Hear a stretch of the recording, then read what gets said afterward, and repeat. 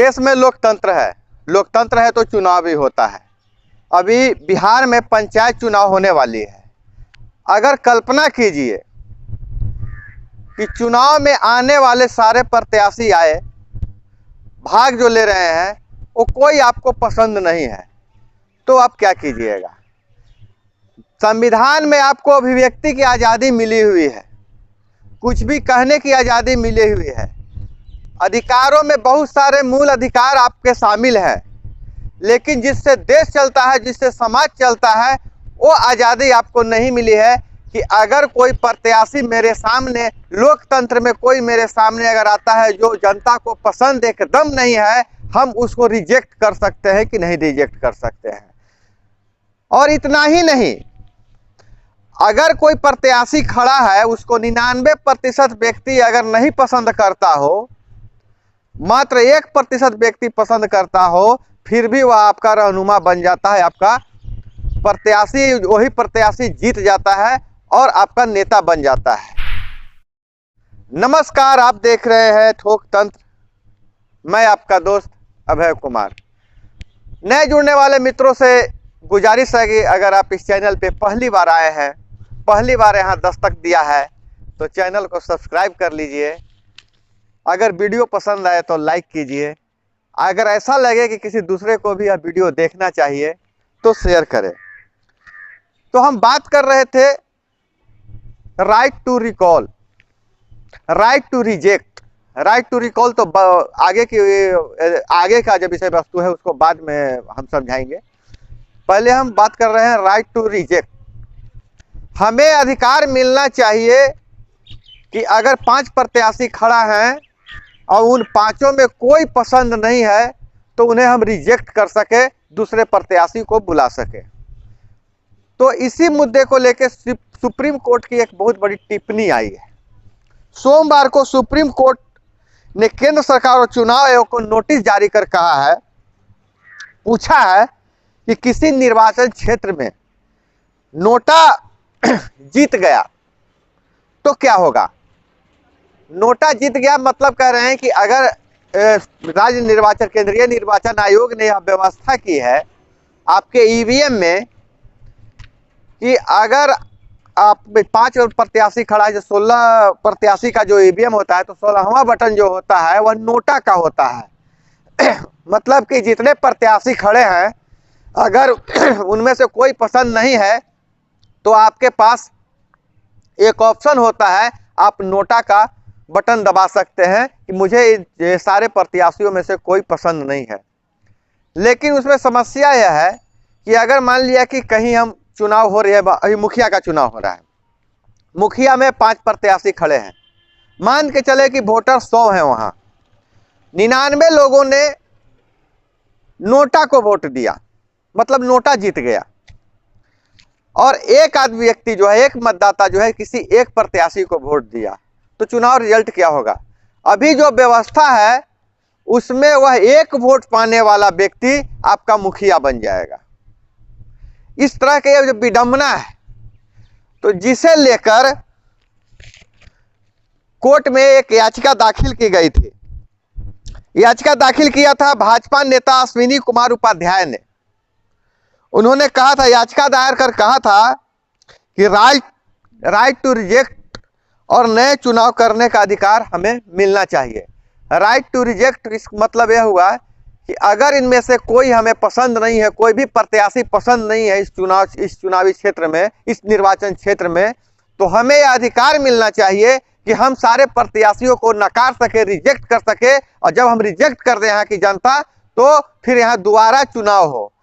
तो जिसे लेकर सुप्रीम कोर्ट ने केंद्र सरकार और निर्वाचन आयोग से सवाल किया है, और जो 3 सदस्यीय जो खंडपीठ है, chief justice एस.ए. Bobde, justice AS. Bopanna और जस्टिस राम सुब्रमण्यन, तीनों के बेंच ने भारत सरकार के कानून मंत्रालय से और निर्वाचन आयोग से यह सवाल किया है कि अगर कहीं नोटा जीत जाता है, मतलब नोटा में वोट ज़्यादा आता है, सारे खड़े प्रत्याशियों से ज़्यादा नोटा को वोट आता है, तो क्या व्यवस्था है? क्या मतदाताओं को राइट टू रिजेक्ट का अधिकार प्राप्त है? क्या मतदाता दोबारा वहां चुनाव चाहते हैं तो दोबारा चुनाव होकर नए प्रत्याशी आ सकते हैं? इन सारे सवालों को सुप्रीम कोर्ट ने कानून मंत्रालय से पूछा है। दरअसल राइट टू रिजेक्ट मामला का पेच आया कहां से, मामला आया कहां से? तो अब जानते हैं भारत के संविधान में बहुत सारे अधिकार दिए गए हैं आम नागरिकों को, जिसमें सबसे अहम है लोकतंत्र में अभिव्यक्ति की आज़ादी। लोग अपनी बातें कह सकते हैं, ये उन्हें आज़ादी है कि अपनी बातों को आप कह सकते हैं, इसमें आपको कोई रोक टोक नहीं है। बहुत सारे अधिकार है, मतलब राइट टू शिक्षा का अधिकार है, कि स्वास्थ्य का अधिकार है, अभी तो भोजन का अधिकार और रोजगार का अधिकार भी शामिल कर दिया गया है।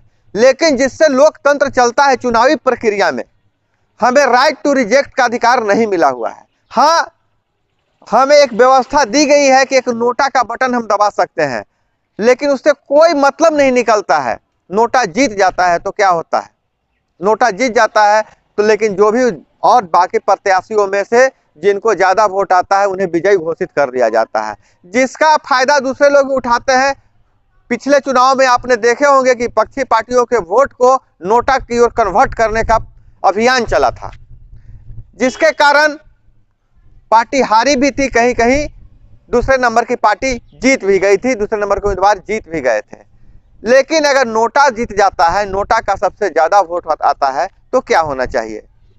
दोस्तों आप कमेंट में बताइएगा कि राइट टू रिजेक्ट का अधिकार मिलना चाहिए कि नहीं मिलना चाहिए। अगर नोटा में ज्यादा वोट आता है, नोटा को सबसे ज्यादा वोट मिलता है, तो फिर वहां दोबारा उसको जो चुने गए प्रत्याशी को वहां जो निर्वाचन को रद्द करके फिर दोबारा चुनाव होना चाहिए कि नहीं होना चाहिए? आपकी मांग केंद्र सरकार और निर्वाचन आयोग तक पहुंचनी चाहिए, इसलिए आप कमेंट में जरूर लिखिएगा कि क्या होना चाहिए। देखिए, चुनाव सर पे है, पंचायत चुनाव है। पंचायत चुनाव बहुत छोटे स्तर पे होता है, सब लोग एक दूसरे को जानते हैं, बहुत चीज मुंह पे नहीं कह सकते हैं, लिहाज होता है। लेकिन वहां अगर आपके पास ऑप्शन रहेगा नोटा के कि हमें इनमें से कोई पसंद नहीं है, तो आप नोटा में तो दे दीजिएगा वहां, क्योंकि आप जहां जाते हैं वोट देने, वहां कोई रहता नहीं है, आप फ्री होके वहां पर नोटा दबा दीजिएगा। लेकिन उसके बाद क्या होने वाला है? होने वाला यह है कि 10,000 अगर किसी ग्राम पंचायत में वोटर हैं और नोटा में चला गया 8,000 वोट, तो फैसला वो 2,000 वोट से हो जाएगा। 80% लोगों की बात नहीं सुनी जाती है, नहीं सुनी जाएगी। तो इसमें क्या होना चाहिए? राइट टू रिजेक्ट का अधिकार मिलना चाहिए कि नहीं मिलना चाहिए? कमेंट में जरूर लिखिएगा। और बहुत सारी बातें लोग कमेंट करके बहुत सारे सवाल पूछ रहे थे, एक सवाल मैं ले रहा हूं। सवाल यह था उनका कि क्या पति पत्नी दोनों एक ही ग्राम पंचायत से उम्मीदवार हो सकते हैं? तो भाई, पति और पत्नी दोनों सामाजिक रूप से भले एक घर के सदस्य हैं, लेकिन ये इंडिविजुअल प्राणी है और दोनों को अधिकार है। महिलाओं का भी उतना ही अधिकार है, पुरुष को भी उतना ही अधिकार है। तो दोनों चुनाव लड़ सकते हैं, एक ही ग्राम पंचायत से चुनाव लड़ सकते हैं, उनका संवैधानिक अधिकार है। दूसरा एक सवाल बहुत ज्यादा पूछा जा रहा है कि सर, मेरी पत्नी सरकारी कार्यालय में काम करती है, सरकारी टीचर है, किसी भी पद पे काम करती है, तो मैं चुनाव लड़ सकता हूं कि नहीं लड़ सकता हूं? उसी तरह अगर पति नौकरी में है तो पत्नी चुनाव लड़ सकती है कि नहीं लड़ सकती है? जी, जो नौकरी में नहीं है, सरकारी नौकरी में है, वो चुनाव लड़ सकते हैं। पति हो चाहे पत्नी हो, उससे कोई मतलब नहीं है। एक सवाल और ज्यादा लोग पूछ रहे हैं कि वार्ड सदस्य में वार्ड के लिए क्या क्या डॉक्यूमेंट चाहिए, पंच के लिए क्या क्या डॉक्यूमेंट चाहिए। डॉक्यूमेंट्स पर एक और वीडियो बनाई जाएगी और उसका ध्यान रखिएगा, आप चैनल पे बने रहिएगा और उसको हम वीडियो डालेंगे और पूरा ऑथेंटिक वीडियो डालेंगे और फिर समझाएंगे भी कि कैसे डॉक्यूमेंट भरना है, कैसे आप निर्वाचन पर पत्र भरिएगा और कैसे आरओ कटवाइएगा, वो पूरी जानकारी हम इस वीडियो में देंगे। और हाँ, एक सूचना और हम आपको देना चाहते हैं, पंचायत चुनाव आ गया है। जैसा कि आप जानते हैं, मुझे जानने वाले लोग जानते हैं, पिछले चुनावों से मैं पंचायत चुनाव का कैंपेनिंग कर रहा था।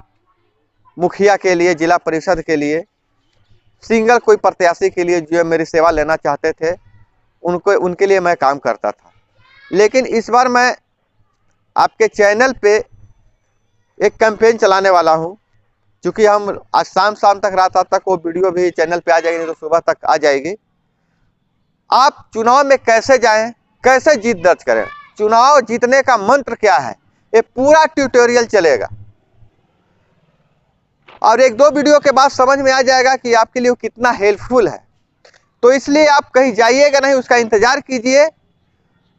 आपको निःशुल्क, बिना पैसे के चुनाव में आप कैसे जाएं, मतदाताओं को कैसे लुभाएं और कैसे आप चुनाव जीत सकते हैं, पूरा टिप्स बताया जाएगा। और उसके लिए आपको कोई शुल्क नहीं देना है। लेकिन आपसे कोई मिस नहीं कर जाए, वो पूरा जो वीडियो मिस नहीं करे, उसके लिए आप चैनल को सब्सक्राइब कर लीजिए और बेल वाला आइकन दबा के ऑल सेलेक्ट कर लीजिएगा। तो दोस्तों, अब आपसे हम विदा लेने का समय हो गया। आपसे हम विदा लेते हैं। अपना ध्यान रखिएगा। जय हिंद, वंदे मातरम।